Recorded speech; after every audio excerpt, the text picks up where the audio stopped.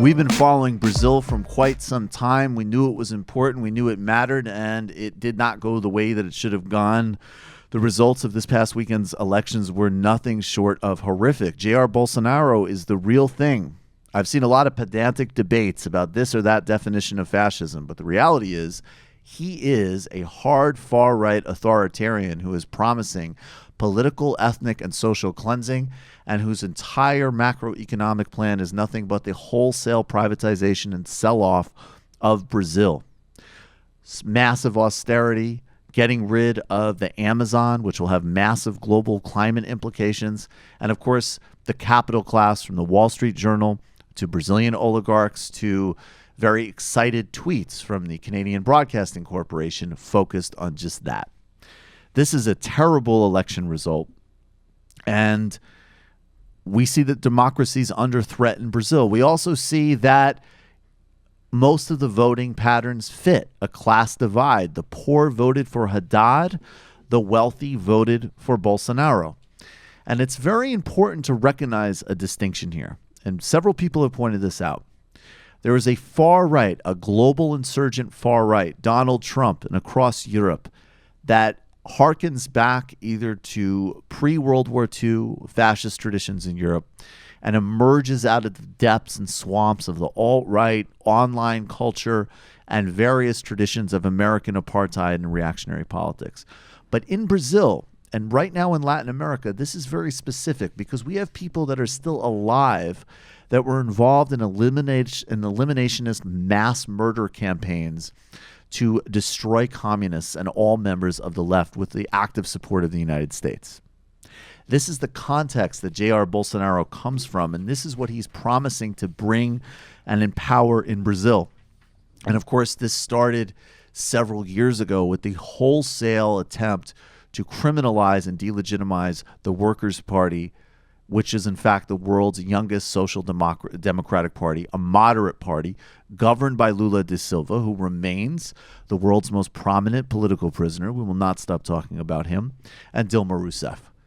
This also indicts the Obama administration, which going back to 2009 supported the coup in Honduras, where right-wing forces took out Manuel Zelaya, a moderate figure. Leaders, especially leaders like Lula, were eager to work with the Obama administration in a moderate direction that would have protected some national industries and engaged in social progress. They thought they saw a friend in Obama, but instead they got an Obama administration and a Clinton State Department and a Justice Department that backed a far-right reversal of the gains of the pink tide. And this is where we are today. And we see this globally, of course. We see a political situation in the Middle East defined by monarchies and oil and arms sales. We see a U.S. hegemony, which is even more violent and unpredictable under Trump. We see a rising attempt at Chinese hegemony that unfortunately does not promise anything to do with names like People's Liberation Army. It's rather a different version of authoritarian capitalism. And that's why a meeting that's taking place on November 30th in Vermont with Bernie Sanders and Yanis Varoufakis is incredibly important. The goal of which is to create a global progressive international, a global left movement. They've asked AMLO, the incoming Mexican president, one of the only bright spots now in the global electoral scene, to join this movement. This is aligned with Jeremy Corbyn and the leadership he's bringing to the UK, and it's also aligned with all of the remnants, even those that were crushed, of the African awakening movements, the uprisings in the Middle East in 2011, Occupy movement here, the Occupy movement in Spain, the Occupy movement in Israel, those involved in the BDS movement, I would argue more broadly. There is a global social force to democratize economies, to anchor human rights, to really deliver power in a broad-based way. It's there, but it's disconnected from failed social democratic parties, and it is under siege by a resurgent far right, which is, as I always say, capital will break fascist. So we need to be international in every way, shape, and form. And that could mean a whole number of things. Partially, it means reassessing the legacy of a imperfect and problematic but in some ways very important and very successful Hugo Chavez. And the lessons of Brazil are going to give us uncomfortable lessons about places like Cuba and Venezuela and debates about repression or not repression. Now, I'm in no way defending repression or cracking down on anybody's speech in any way, shape, or form, but we need to be real about power.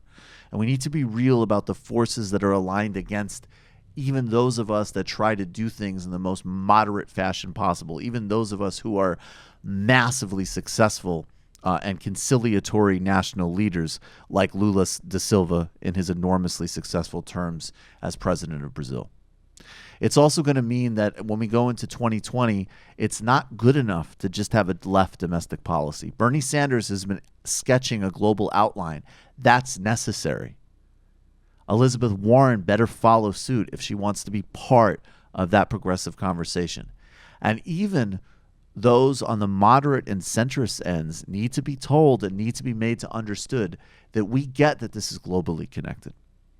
We understand that even the most modest reform package here is undermined by projecting violence abroad. Butter at home, guns abroad, LBJ is not going to work.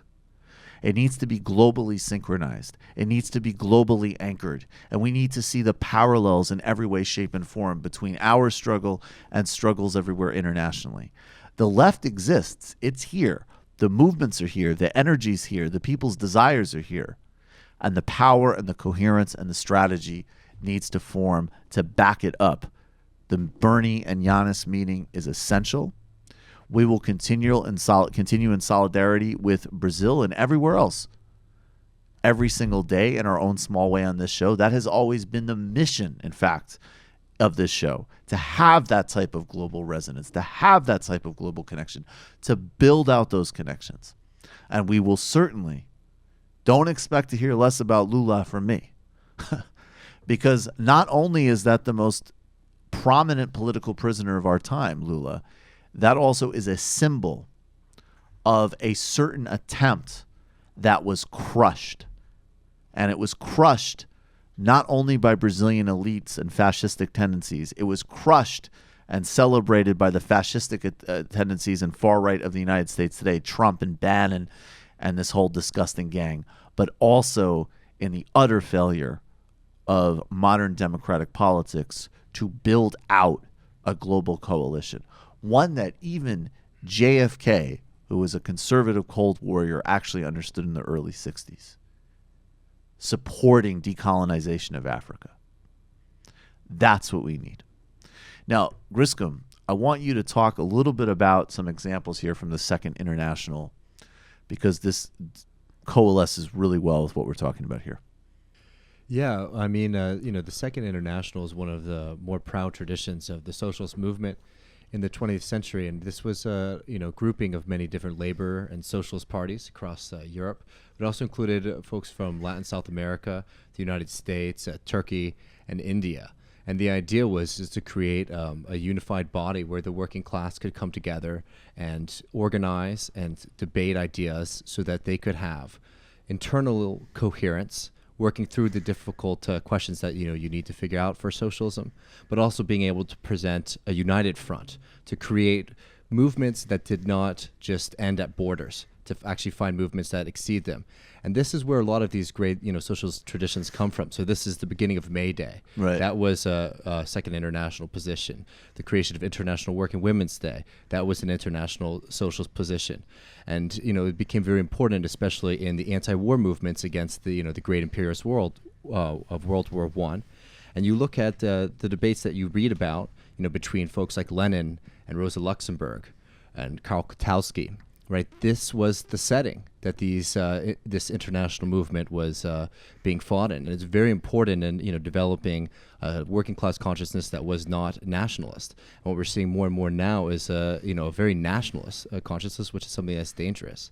And just a little bit of extra history is after the Second International, after the Soviet Revolution, it became the Third International, which only lasted for a little while until Stalin actually ended the international movement in favor of the idea of socialism in one country. Right. So since then, there have been some attempts to create a new international, but it has had many different issues, and there's been there's an old vestige of the international, which the DSA rightfully just joined to leave because it basically had probably it's a social democratic the centrist. U.S. the Democratic Party in the United States was Right. a member of that international. Right. So creating this kind of international movement, is exactly what we definitely need to be doing right now when we're seeing the rise of global fascism. And we need to see it as, look, globally synchronized does not mean a global hegemonic project that comes from the centers and filters to the peripheries. It's going to look differently in every different context. It's going to be a collaborative cross-border process, and it needs to be practical and workmanlike. But it does need to be synchronized, both for values, because we always, if we share these sort of socialist values, they're fundamentally international. They're fundamentally internationalist. And secondly, it's not going to work. Capital is fluid. Capital is liquid. Capital moves. If you cannot counteract that without some level of global coordination. And there also needs to be a positive and affirmative sense back in the left that, like, this is actually, there's doing things like fighting racism because racism is wrong and disgusting and stupid and retrograde and undermines our projects and is just generally pathetic. But there's also the version that this isn't just a sort of cataloging of ills. It's a better way to be in the world. It is better. I will defend that world, cosmopolitan.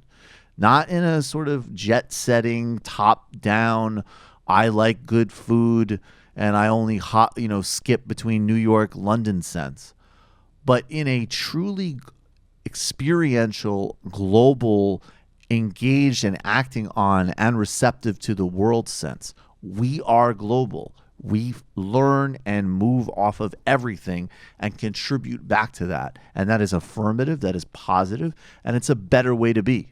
And that's something I think that's so important about the idea of bringing back the international is we have a lot of folks who've come out and reached out to us on this show after our reporting on Brazil, and they're very rightfully worried about what's going on, and they're asking us what can I do, how can I participate.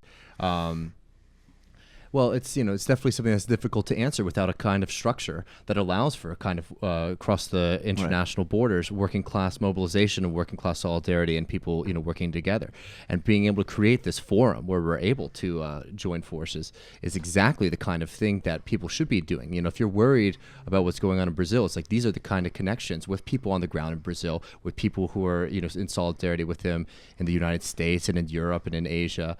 This is the kind of movement that we need to be seeing. Because if we continue to wait, Steve Bannon understands that politics is international. He's jet-setting around the world, and he is certainly not, sending a nice cosmopolitan message. He's sending one of horrific fascism. That's right. And also the verdict has been in on how these social media platforms mainly affect politics, and that is catastrophically.